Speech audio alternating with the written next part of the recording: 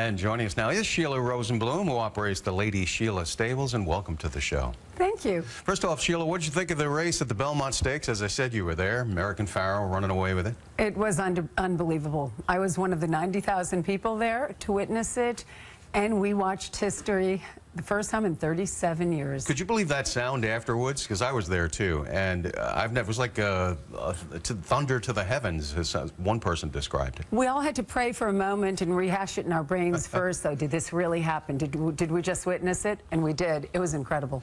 All right, you have 17 horses, as I mentioned, but let's talk about the prize horse that you have now added to your stable at quite an expense. Champion of the Nile. Talk about Champion. Champion of the Nile is a half-brother to American Pharoah, and we have high hopes for him.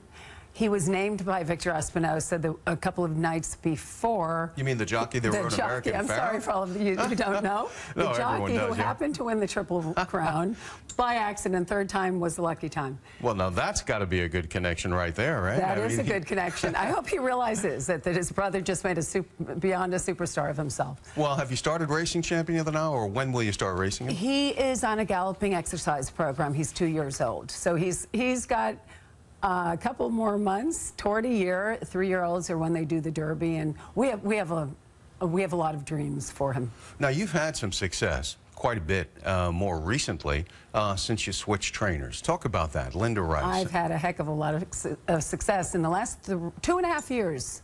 It's been my first win was 2.5 years ago with a horse.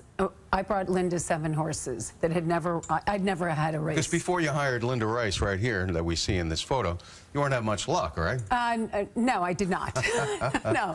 My kids told me I swore I would never have to go through another trainer. I would stop after trainer number 2, and I told them I'm allowed to change my mind. Thank God I did, because I met Linda Rice, and hopefully our relationship outlives most marriages, because it's been great. We've won almost $2 million. You won a race just this past week. Yesterday. I just won the first horse I ever had, who's now 5, named after my son Eric, is named Eric the Red. He won my first race in 2013, and he won yesterday. And you have another horse, La Verdad, that has been probably your most successful horse. The truth. She is my superstar. Not only my superstar, I got her through Linda. Linda asked me for a favor to help her out. She needed to get that horse. And against the recommendations of 2 vets, I still bought her because I trusted Linda. And she's made about $1 million almost in purses for me in the last 2 years. So she helped make a dream come true, which was for me to give back to other women what I was fortunate enough to do the hard work and mistakes by myself. Oh yeah, let's talk about that. I mean, you switched from the glamour world of ballet dancing and modeling to the dusty barns of horse racing, the male-dominated barns. There's a glamour of its own in that industry, I would imagine. But what's that been like, trying to having successfully transitioned into a business that's been run by men, basically? Horribly difficult and challenging. But those challenges, everything bad that could happen has happened. I have gone through the School of Hard Knocks club. I have plunged head first and almost drowned a couple of times, but somehow at the last second I was saved.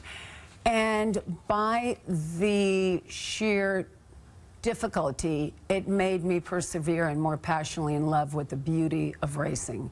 It's exciting. It's exhilarating. They're 4-legged ballet dancers. Yeah, I love it when you said that. Well, it's a great story, Sheila, and we're so thrilled that you were here with us today. And I know you have a great stable of horses, and you keep on winning. Maybe we'll be hearing about Champion of the Nile and see you in the winner's circle at Belmont Stakes next year. You never know. Thanks for joining us today. Thank you. All right, we'll be following it.